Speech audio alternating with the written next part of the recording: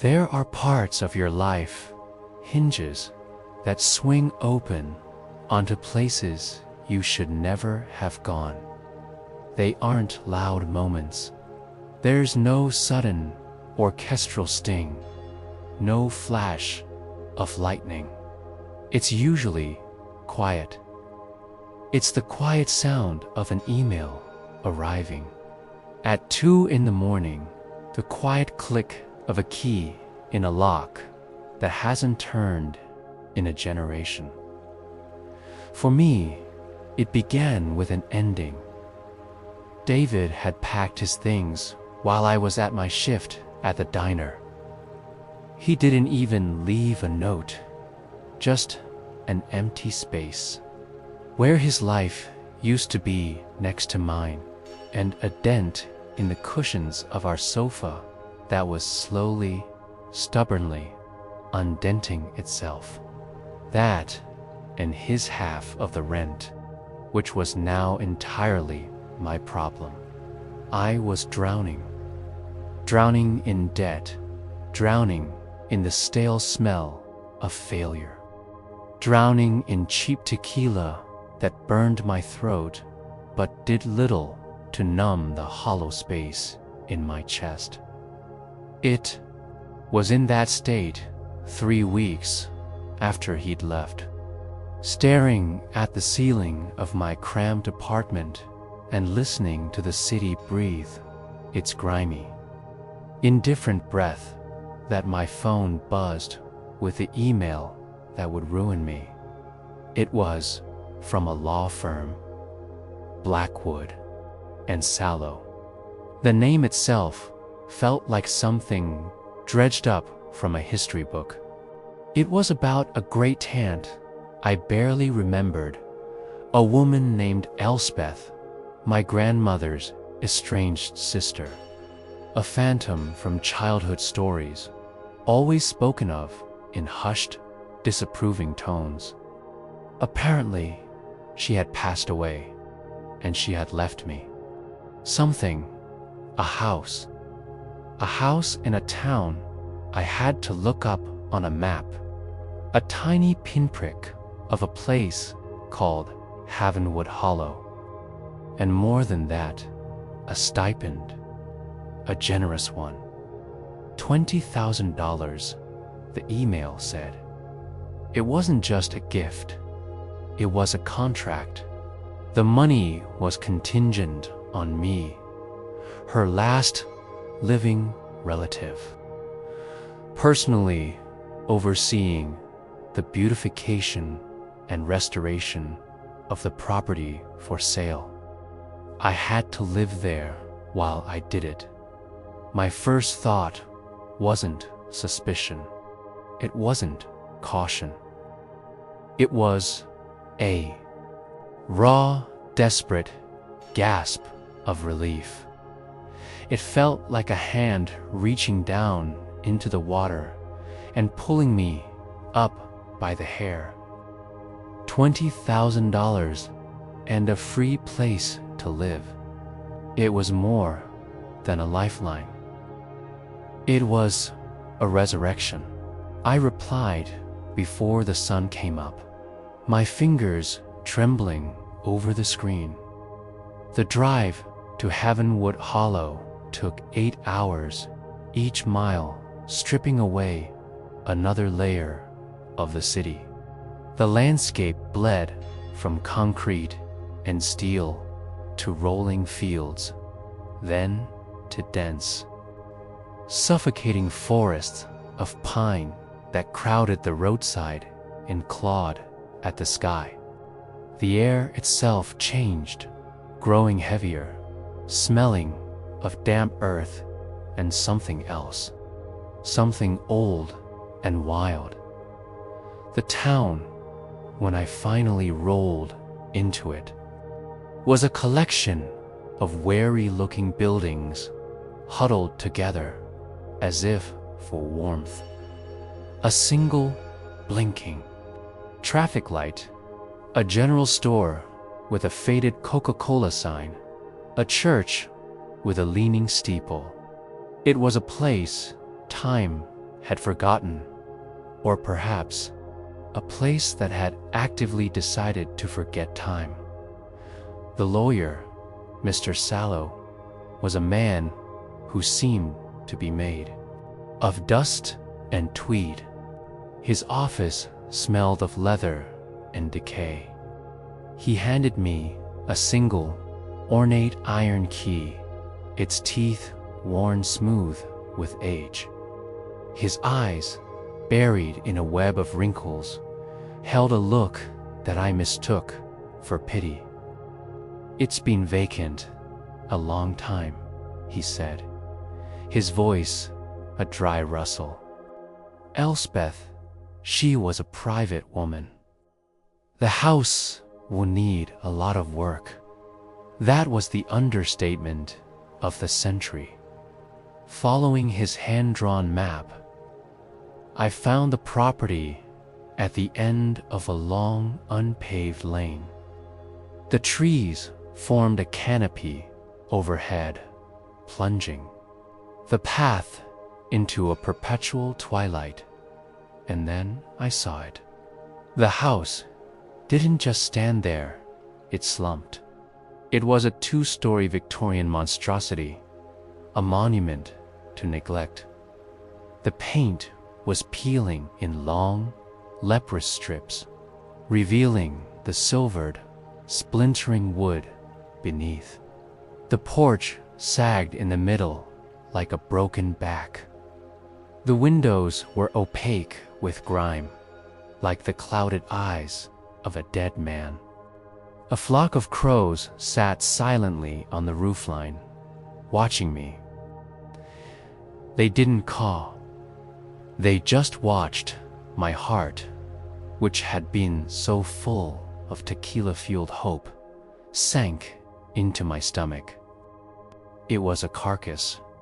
You can leave, a small, sane voice whispered in the back of my mind. Just turn the car around. Go back to your miserable apartment. It's better than this. But then I thought of the $20,000. I thought of the eviction notice that would be waiting for me. I took a deep breath, the air thick with the smell of wet rot and 100 years of secrets. And I got out of the car. The iron key was cold in my hand. It grated in the lock, a sound like grinding bones. With a final, shuddering groan, the massive oak door swung inward, opening into darkness. The smell hit me first. It was the scent of trapped air, of dust so ancient it had become part of the structure itself. It was the smell of mice and mildew and something else, something faintly, sickly sweet, like old flowers pressed in a book and left to rot. I flicked a light switch by the door. Nothing, of course. Using the flashlight on my phone, I swept a beam across the entryway. A grand staircase, draped in cobwebs, as thick as cotton, curved up into the oppressive blackness of the second floor. To my left, a living room where every piece of furniture was draped in a white sheet, making the room look like a morgue for forgotten chairs and tables. The dust on the floor was a perfect, undisturbed blanket. No one had walked here in a very, very long time. I had brought my supplies, a sleeping bag, a cooler with cheap beer and sandwiches, and 2 bottles of my preferred tequila. Survival kit. I set them down on a shrouded love seat, sending a plume of dust into the air that glittered. In my flashlight, beam like angry spirit.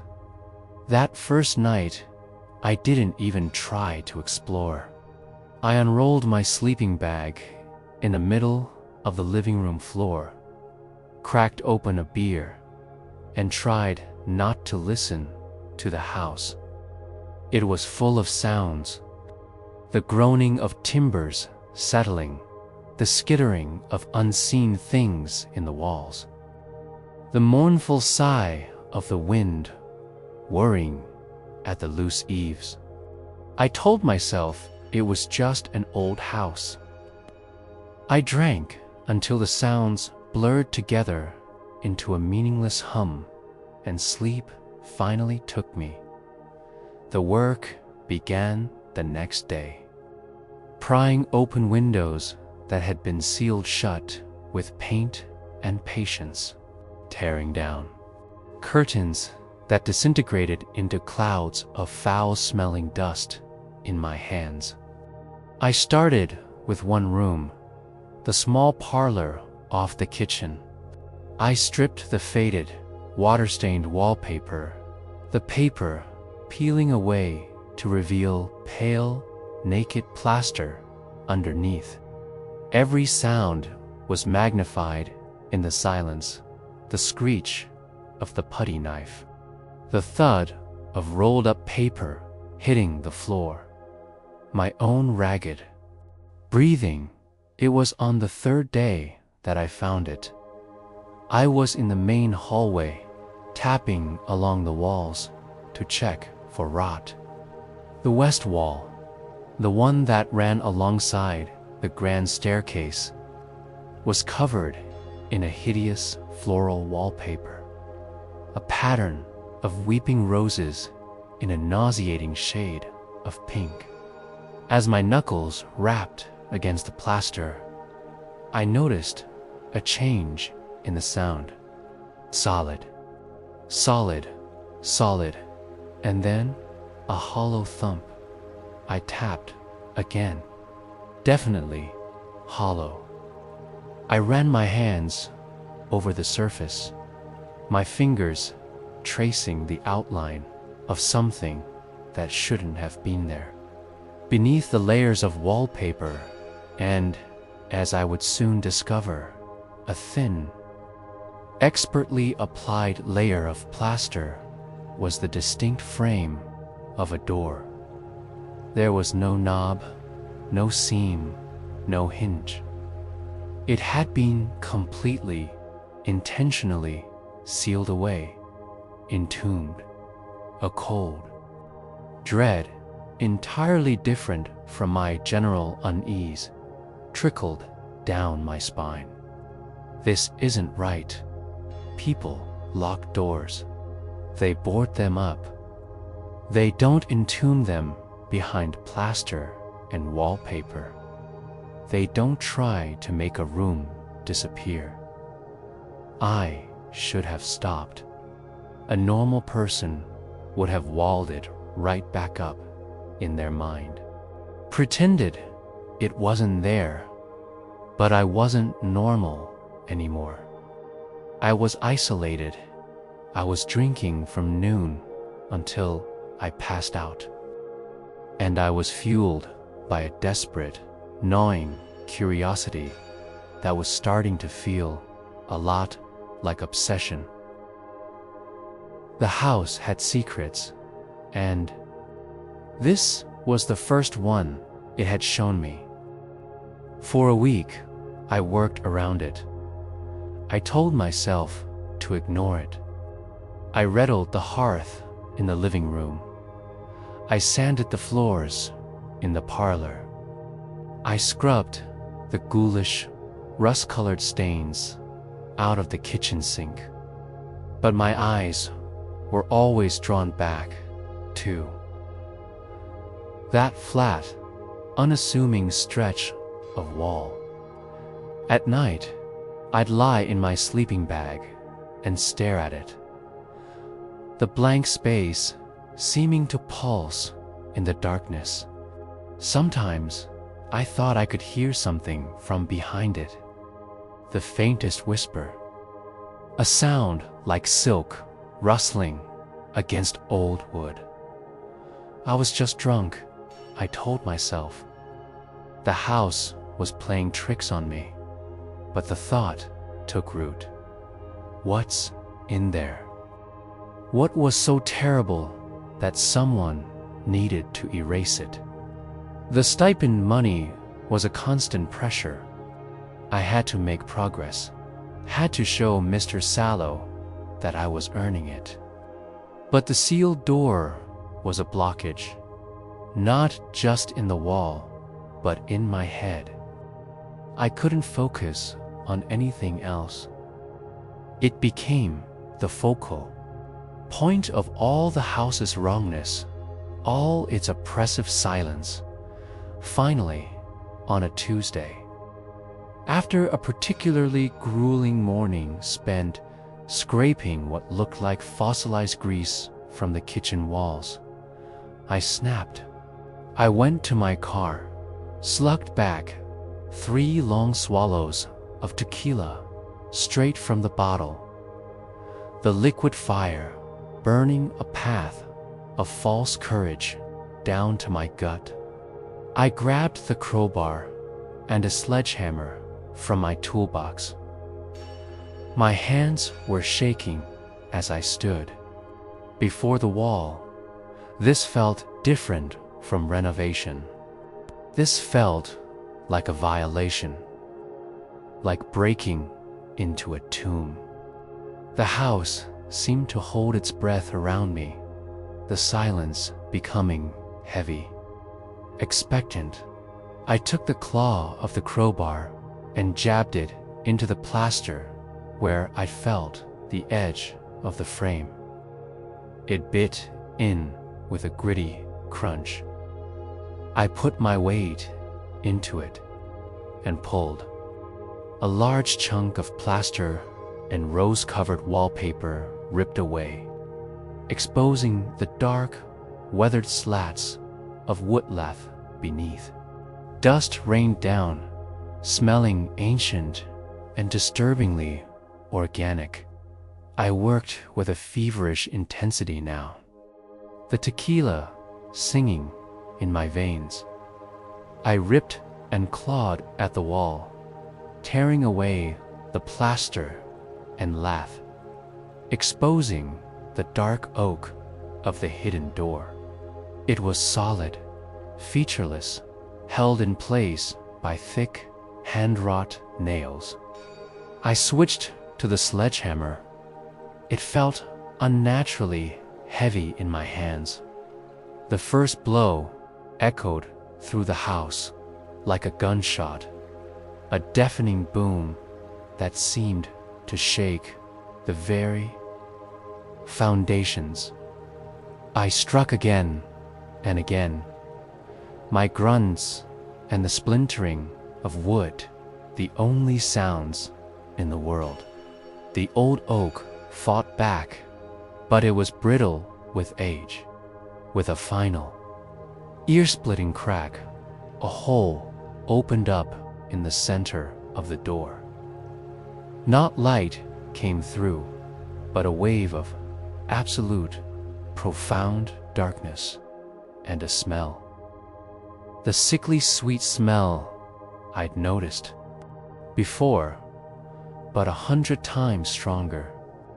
The scent of dried flowers, lavender and rose, but also of dust and cedar and something else, something like old leather and hair. My heart hammered against my ribs.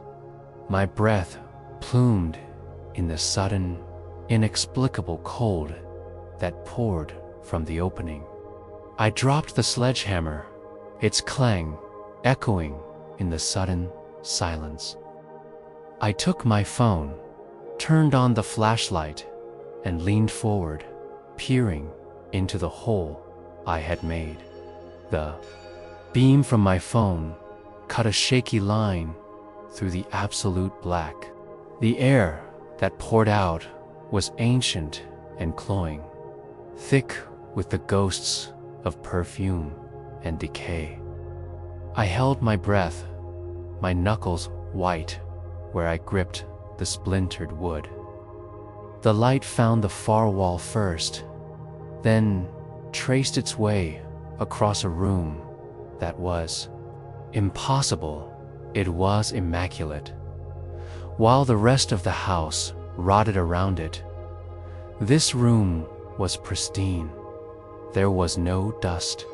The polished hardwood floor gleamed. The air was still and cold, but clean. My light swept across a row of small, ornate chairs. Like something from a Victorian dollhouse, each one lined with faded crimson velvet. They were arranged in a perfect semicircle, facing me, facing the door. And in each chair there sat a doll. My rational mind, the part of me that was still sober, tried to grasp it. It's a collection. Elspeth was a collector. That's all. But my stomach knew better. A cold, heavy stone of certainty was settling in my gut. I had to get in. I worked the crowbar into the cracks around the ruined door, splintering the frame until I could wrench the whole thing free from its ancient hinges. It came away with a final, agonized groan and crashed into the hallway, kicking up a century of dust that did not dare cross the threshold into the secret room. I clambered through the opening, my boots crunching on broken wood, and stood up inside. The silence was absolute. It pressed in on my ears. There were maybe 15 of them. Porcelain dolls, each about 2 feet high, dressed in exquisite, handmade clothes from different eras. A flapper from the 20s, a woman in a severe wartime suit from the 40s, a girl in a simple cotton dress that could have been from any time. Their glass eyes, fixed and unblinking, watched me from behind real eyelashes. Their painted lips were curved into faint, serene smiles. I stepped closer, my flashlight beam trembling. The doll on the far left wore a beautiful gown of blue silk. Her painted hair was a perfect blonde bob, but as the light caught it, I saw it wasn't just paint. Tucked into the collar of her dress, almost hidden, was a lock of real hair. Fine, blonde, human hair. And clutched in her tiny, unmoving porcelain hands was a single, elegant pearl earring. My breath hitched. I moved to the next one. A redhead in green velvet. A lock of fiery auburn hair was pinned to her bodice with a small silver brooch.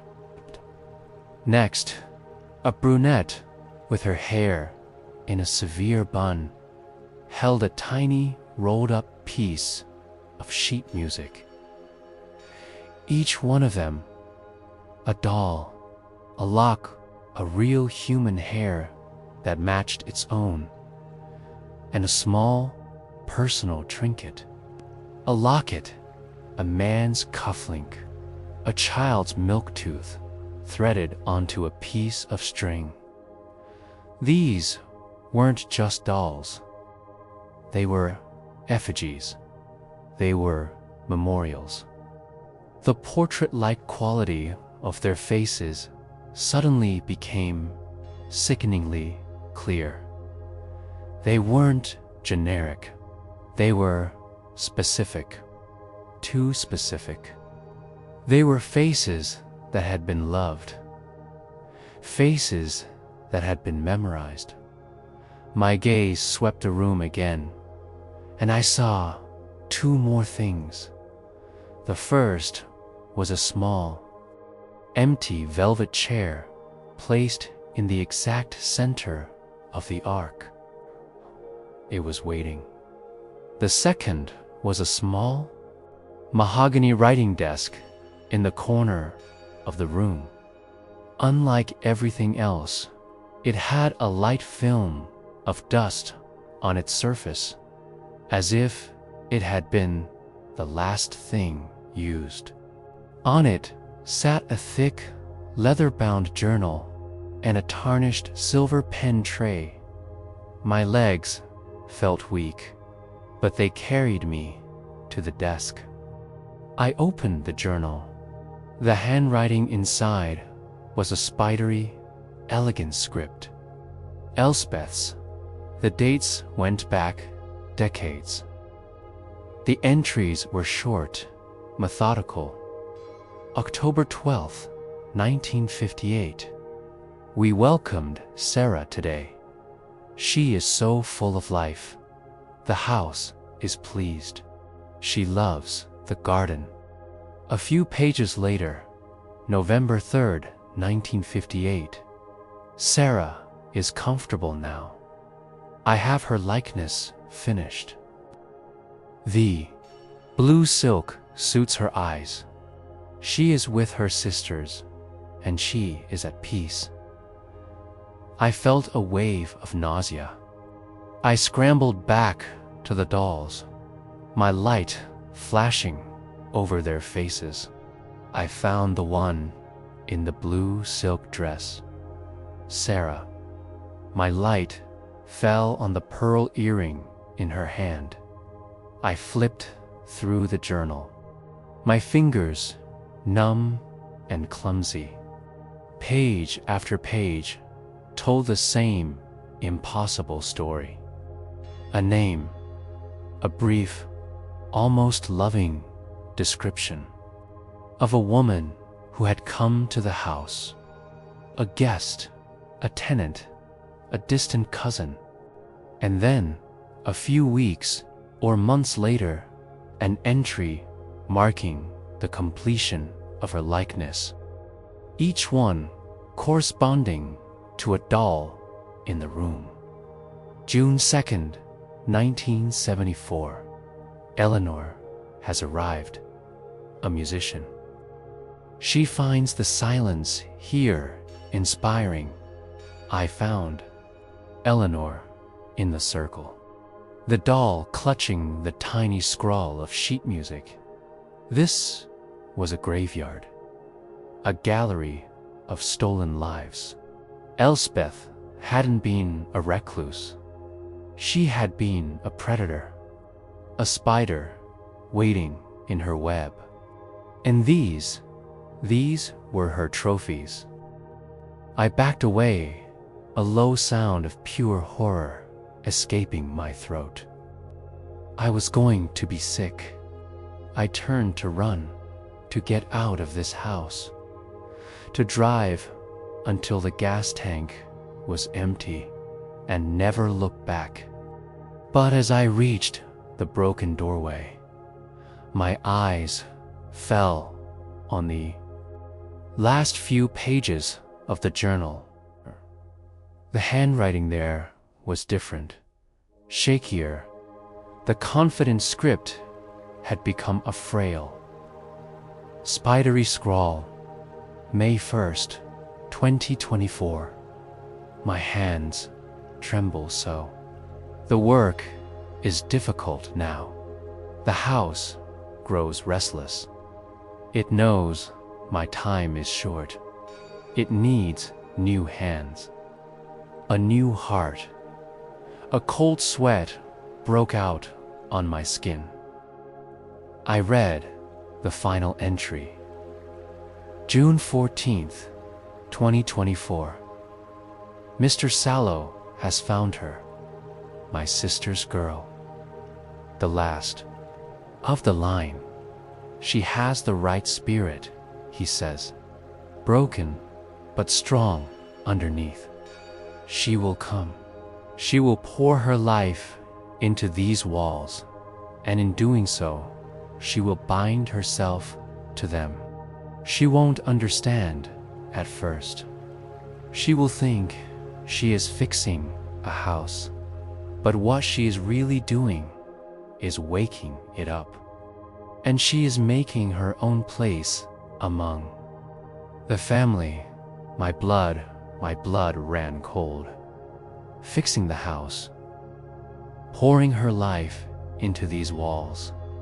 The scraping, the sanding, the sweat, the blood from my cut knuckles. The $20,000 wasn't a stipend, it was bait. The restoration wasn't a job, it was a ritual. My terrified gaze darted from the journal to the empty velvet chair. It sat there, patient, expectant, waiting.